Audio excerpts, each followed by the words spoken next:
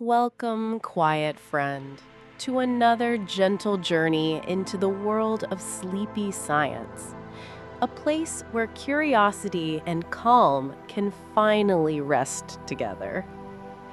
Tonight, we're going to drift on the currents of a much older, much slower rhythm, a rhythm written not in hours, but in phases of the moon, and answered by every ocean on Earth. Before we begin our descent into this tranquil, lunar-lit world, I'd be so grateful if you'd give this video a like. It's a small gesture, but it helps this quiet corner of the internet find more fellow dreamers.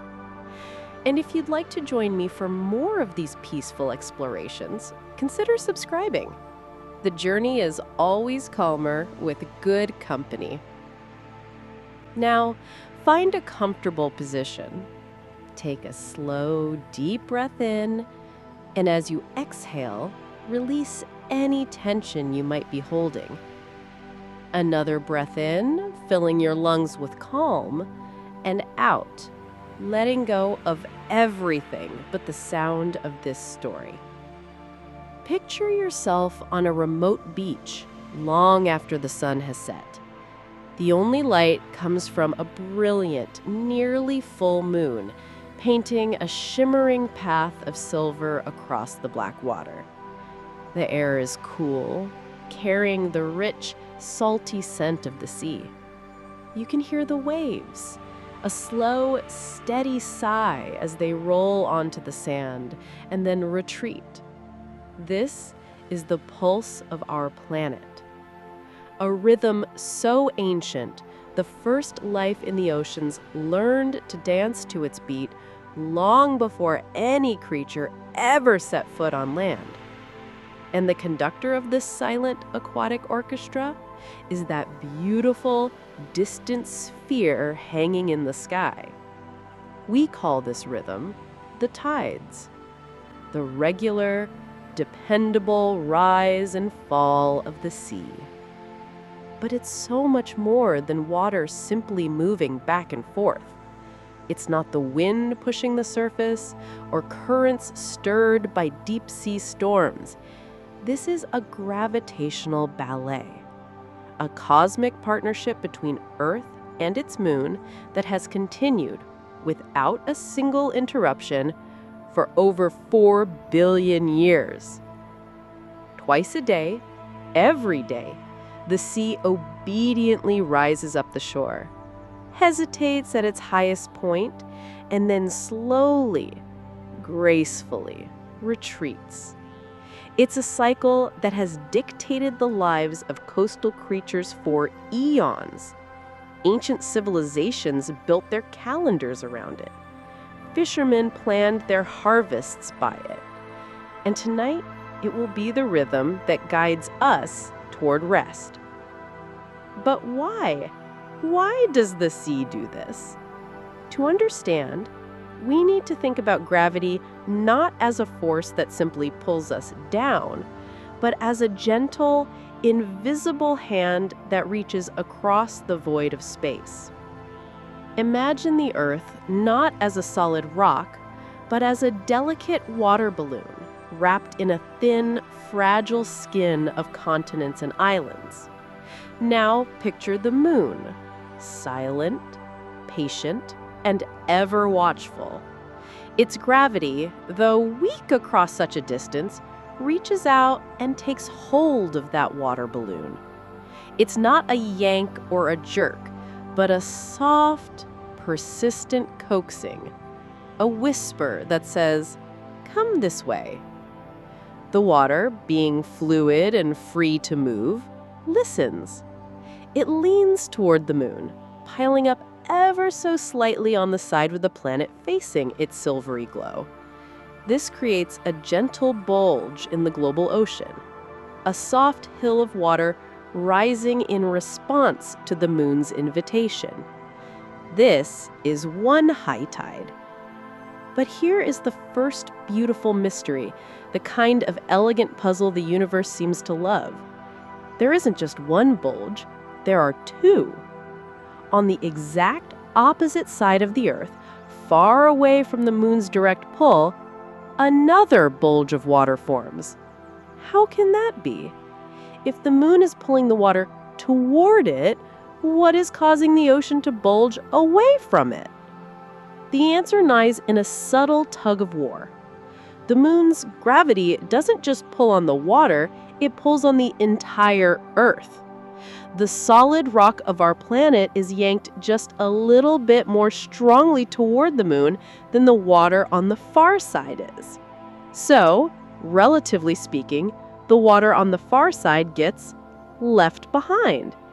It's not being pushed away, but rather the Earth is being pulled out from under it slightly. This creates the second bulge, a hill of water born from being forgotten, a celestial oversight that creates a perfect rhythmic symmetry. So the Earth, clothed in its blue ocean, is ever so slightly stretched, not into a teardrop, but into a soft oval shape. One bulge facing the moon, one bulge facing away. And our planet rotates in this gentle, watery embrace. As it turns, every coastline on Earth, every rocky shore and sandy beach slowly moves into and out of these two bulges. When a coast slides into a bulge, it experiences high tide.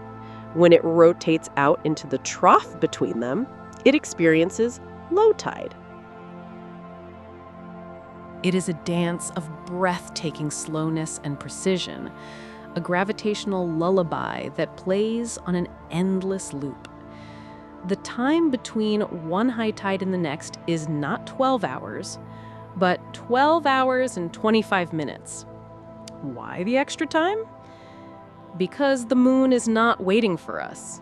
As the Earth spins, the moon is also gliding along its own orbit, moving forward just enough that we have to turn a little bit further each day to catch up. The moon, it seems, is always fashionably late. This is the fundamental pulse, the underlying beat that everything else follows. A force 384,000 kilometers away is gently kneading the oceans, shaping the daily reality of countless lives, both in the water and in our own quiet, sleepy minds. So let your breathing match the rhythm of the waves.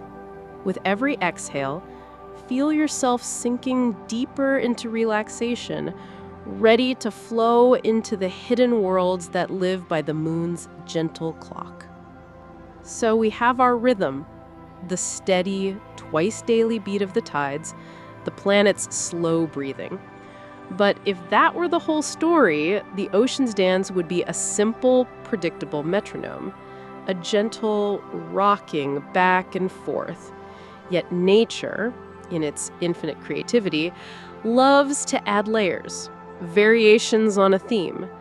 And for that, we need a second player, a special guest star with a powerful, if distant, voice. Enter the sun. While the moon is the master conductor of the tides, the sun is the lead violinist. It is vast beyond comprehension, a blazing sphere containing 99.8% of the mass in our entire solar system.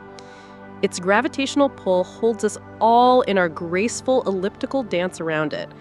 But it is also terribly, terribly far away, about 400 times farther from us than the moon. And because gravity weakens with distance, the sun's influence on our tides is softer, more subtle. Its pull on our oceans is only half as strong as the moon's. But half is more than enough to change the music. For most of the month, the sun and moon pulled from different angles, their forces slightly out of sync. But twice a month, they align. During the new moon and the full moon, the Earth, the moon, and the sun all fall into a straight line. It's a celestial syzygy, a wonderful, sleepy word to say, syzygy, meaning an alignment of three bodies. In this perfect gravitational harmony, their poles combine. The moon tugs, and the sun adds its own immense strength to the same direction. It's like two friends pulling on the same end of a blanket. The ocean responds with greater enthusiasm. The high tides rise a little higher, reaching farther up the beach. The low tides retreat a little further, exposing secrets usually kept hidden beneath the waves. These are the spring tides, a name that has nothing to do with the season, but comes from the old German word springen, meaning to leap. And that's exactly what the ocean does. It springs forth, with a greater range between its high and low points. Now, picture the two different alignments. During a new moon springtide, the moon is a dark silhouette between the Earth and the sun. Both are pulling on the same side of our planet, their combined gravity lifting the ocean in a single, powerful heave. During a full moon springtide, the Earth is in the middle. The sun pulls on one side, the moon pulls on the other, and the planet is stretched between them, the ocean's bulging at both ends. These are the ocean's high-energy performances, the days of dramatic water movement. But every crescendo is followed by a quiet exhale. A week after each springtide, another phase arrives, the first and third quarters of the moon. Now, the sun and moon are at a right angle to each other relative to Earth. They are no longer pulling together. Instead, they're pulling against each other, their forces partially canceling out. The sun tries to pull the ocean one way, the moon tries to pull it another. The water, caught in the middle, simply shrugs. It settles into a milder, more relaxed rhythm. These are the neap tides. The highs are not so high, the lows are not so low. The difference between them is modest, subdued. If the springtide is the ocean's grand aria, the neap tide is its gentlest lullaby. And so the moon's monthly cycle of phases, from new to quarter to full to quarter and back to new, is mirrored perfectly in the pulse of the sea. A rhythm within a rhythm, a slower monthly heartbeat superimposed over the daily one. For the life in the ocean, this monthly calendar is not an abstract idea. It is the fundamental clock that dictates their existence. It tells them when to feed, when to hide, when to venture into the dangerous shallows, and, most importantly, when to create the next generation. The grunion, a small, silvery fish found off the coast of California, lives its entire life by this lunar clock. For most of the month, it is just another fish in the school. But on the nights following the highest spring tides, the nights of the full and new moons, something miraculous happens. As the peak of the high tide washes far further up the beach than usual, the female grunion wait for just the right wave. They allow themselves to be carried ashore, onto the wet sand. Out of the water, under the moonlight, they wriggle and twist, digging their tails into the sand to lay their eggs. Males curve around them to fertilize the eggs right there, in the open air. Then, just as quickly, they catch the next wave back to the safety of the sea. They leave their future buried in the sand, high up on the beach, far beyond the reach of the average daily tide. There, the eggs will incubate, safe from aquatic predators, warmed by the sun, and gently rocked by the vibrations of the land. They will wait there, patient and still, for exactly 2 weeks, until the next spring tide arrives. The highest high tide of the following cycle will finally wash back over them, saturating the eggs and triggering them to hatch instantly. The tiny larval grunion are then swept out to sea, their life beginning precisely when the ocean returns to claim them. It is one of the most precise and beautiful examples of life listening to the moon. A dance of birth timed to the second, orchestrated by gravity and light from 250,000 miles away. And it's not just the grunion. This lunar calendar is etched into the DNA of countless species. For them, the moon is not a distant rock.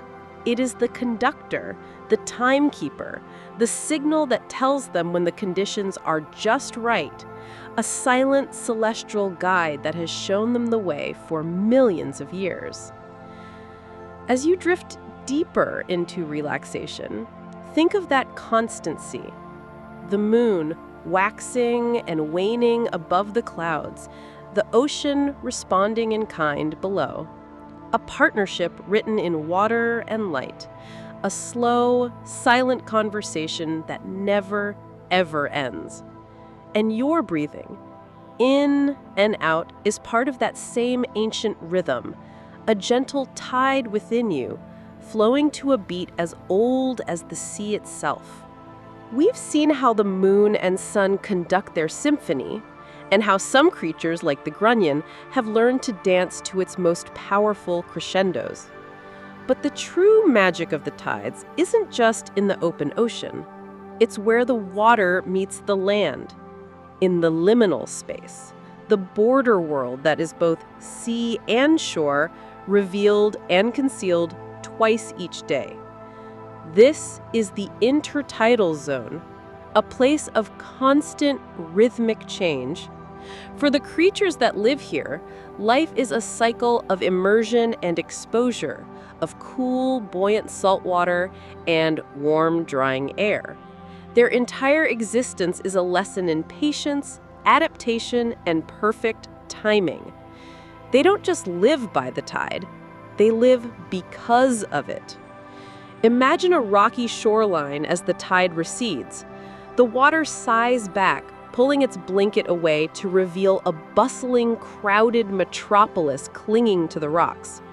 This is a world in miniature, a hidden city exposed only for a few hours. Here, the acorn barnacles await the ocean's return. They've sealed their operculum, their tiny trapdoor-like lid, shut, trapping a droplet of seawater inside to keep their gills moist. They are waiting, in a state of suspended animation, for the sea to come back and allow them to open their doors and sweep their feathery legs through the water to catch a meal. Nearby, a sea star, or starfish, is nestled in a damp crevice. At high tide, it was a slow, graceful predator, using the hydraulic power of its countless tube feet to pry open a stubborn mussel. Now, at low tide, it is still, conserving its energy, its world shrunken down to the cool, dark rock that protects it from the sun. And there, in a tranquil pool of water left behind like a forgotten jewel, is an entire universe, a tide pool. These natural aquariums are havens, pockets of the ocean that remain even when the tide has gone. They teem with life. Bright green anemones, their tentacles curled inward to conserve moisture, looking like strange gelatinous flowers. Small hermit crabs scuttle over the rocks, carrying their borrowed homes on their backs.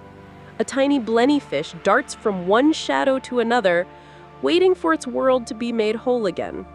For these creatures, the tide pool is their entire universe for a few hours. Its temperature slowly rises. Its oxygen levels slowly fall. It is a challenging place to be, but they are experts at waiting. They know, on a level deeper than thought, that the tide will turn. The cool, oxygen-rich water will return, and their world will be restored. This daily rhythm of feast and famine, of challenge and relief, creates some of the most biologically rich ecosystems on our planet. The constant movement of water brings an endless supply of nutrients. It's a conveyor belt of food, delivered right to their doorstep twice a day. This is why tidal zones, though often harsh, are bursting with life. They are nature's most productive cafeterias. But the moon's influence extends far beyond the rocky shores. In soft, muddy estuaries and vast salt marshes, another kind of magic happens. Here, the tide doesn't crash, it creeps. It slides silently over the mudflats, filling winding creeks and channels. This is the realm of the humble, ancient horseshoe crab. These living fossils, whose ancestors crawled onto beaches millions of years before the dinosaurs, are also devout followers of the lunar calendar. Each spring and early summer, under the light of the full and new moons, the highest spring tides, they emerge from the depths by the thousands. They crawl onto sandy beaches in a mass spawning event that has remained unchanged for eons. The females dig nests in the wet sand and lay clutches of tiny greenish eggs, while the males cling to their shells, fertilizing them. It's an ancient ritual, a primal dance timed to the moon's pull. And they are not alone in their celebration. This event is a crucial link in a chain of life that spans hemispheres. Migratory shorebirds, like the red knot, time their incredible long-distance journeys to arrive on these beaches precisely during the horseshoe crab spawn. For these birds, exhausted from flying thousands of miles, the eggs are a vital fuel stop, a life-saving feast provided by the tide, delivered right when they need it most. The moon, by dictating the spawn, is also setting the table for a feast that fuels an epic migration to the Arctic. This is the hidden power of the tide. It is a global delivery system. It flushes out estuaries, bringing in fresh oxygen and nutrients, and carrying away waste. It shapes the very land itself, distributing silt and sediment, building marshes and mangroves that, in turn, protect our coastlines from storms. These coastal forests of mangrove trees, with their tangled, arcing roots, are children of the tide. They thrive in the salty, oxygen-poor water of the intertidal zone, creating a labyrinthine nursery for young fish, shrimp, and crabs. Their roots are havens, protecting juvenile creatures from larger predators out in the open sea. At high tide, the fish move in among the roots to feed. At low tide, they retreat to the deeper channels, following the water's ebb and flow. The rhythm is everywhere. It's in the crab that knows to bury itself as the water leaves. It's in the worm that only feeds when the current brings its dinner within reach. It's in the oyster that closes its shell tight against the drying air. Every creature, from the smallest plankton to the largest grazing manatee, adjusts its life to the gentle, irresistible pull of the moon. Their world is one of constant, predictable change. A world of two starkly different realities, alternating with a rhythm as reliable as sunrise. And they have all learned to not just survive this change, but to thrive within it. Their lives are a testament to adaptation, a beautiful, slow-motion ballet performed on a stage that appears and disappears twice a day. We've seen how creatures great and small live by the lunar clock. But this relationship between Earth and its moon, it isn't a static thing. It hasn't always been what it is today. Like any long partnership, it has evolved, each partner slowly changing the other over immense, unimaginable stretches of time. The tides we know, that gentle and predictable rise and fall, are merely one single, quiet chapter in a much longer and more dramatic story. To hear it, we have to rewind the cosmic clock, not by centuries, but by billions of years. Picture the early Earth, newly formed, its surface still cooling from a violent birth. The moon hung in the sky, but it was not the distant, serene companion we see today. It was a looming, colossal presence, orbiting perhaps 20 times closer to Earth than it does now. It would have dominated the sky, a terrifying and beautiful sight, glowing red hot with the leftover heat of its own creation. In those ancient days, the moon's gravitational pull was ferociously strong. The tidal bulges it created were not the gentle hills we know today, but mountainous, terrifying waves. The ocean didn't so much as rhythmically breathe as it did heave and shudder. Tides could have been hundreds of meters high, sloshing across the young planet with a force that would reshape continents in a matter of days.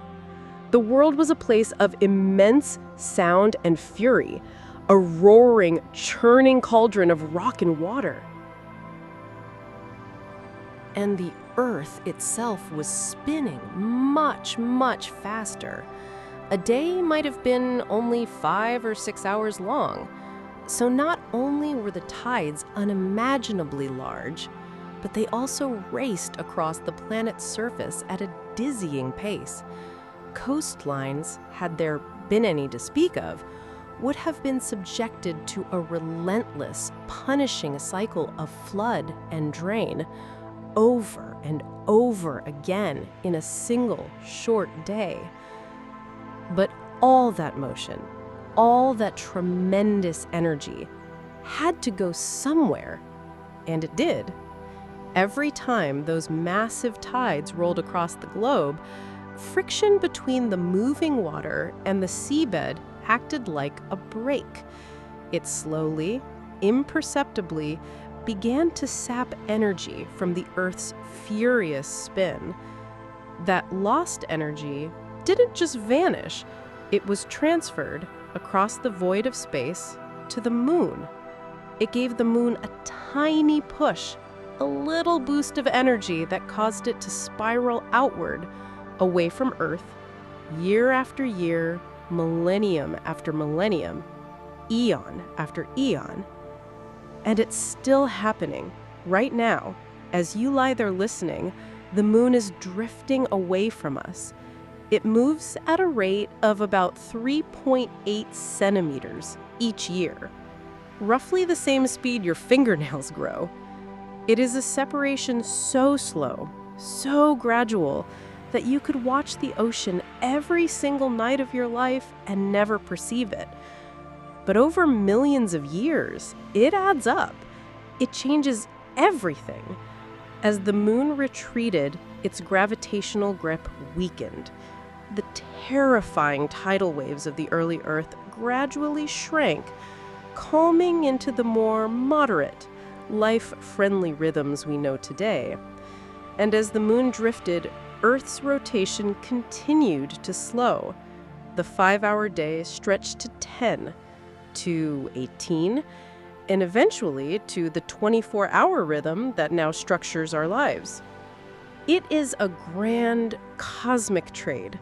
The Earth gives up its rotational energy to push the moon away. The moon, in return, gives us the gift of time, longer, calmer days, and gentler, more predictable tides.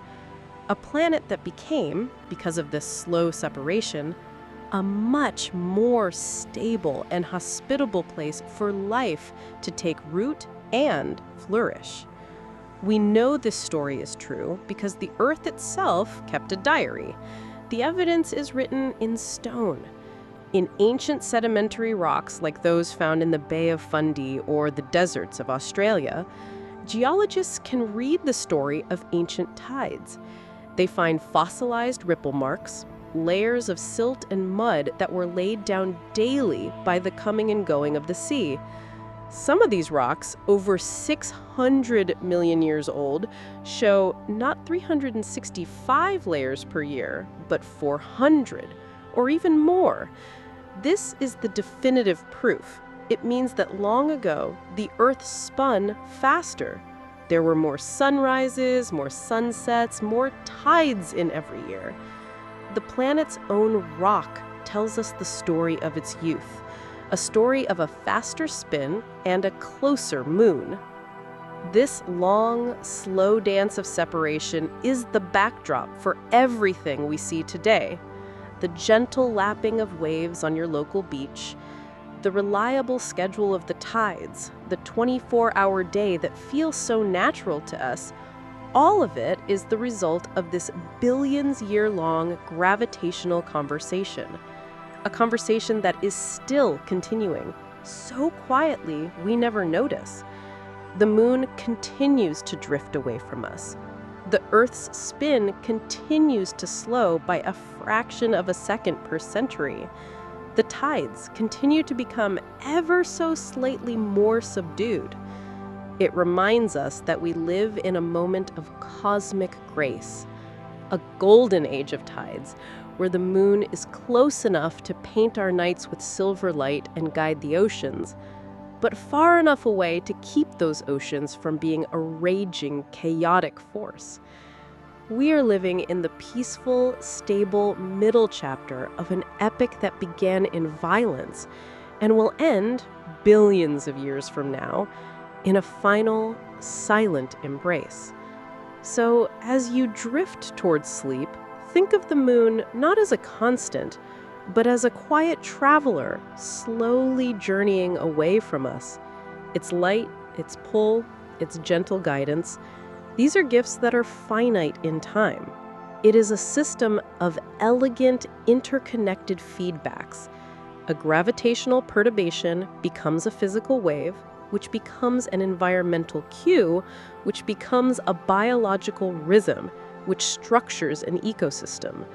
This is the silent, pervasive influence of our celestial companion, a force that has shaped the evolution of life in the sea for eons, all through the patient, relentless application of a physical law. Consider the precision of this system, the equations of motion, the biological adaptations, the flow of energy, all of it a consequence of gravity.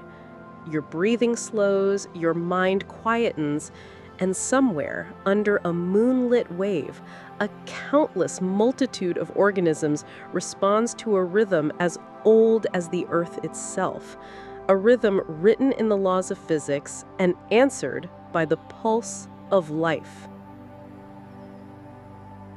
And so, dear listener, we find ourselves back where we began, at the water's edge, under the quiet gaze of the moon.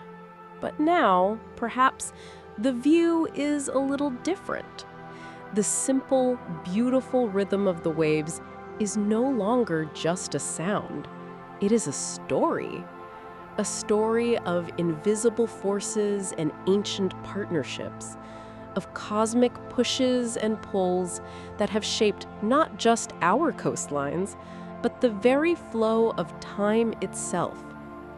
The tides will continue to gently ebb and flow long after our own stories have become part of the sediment of history.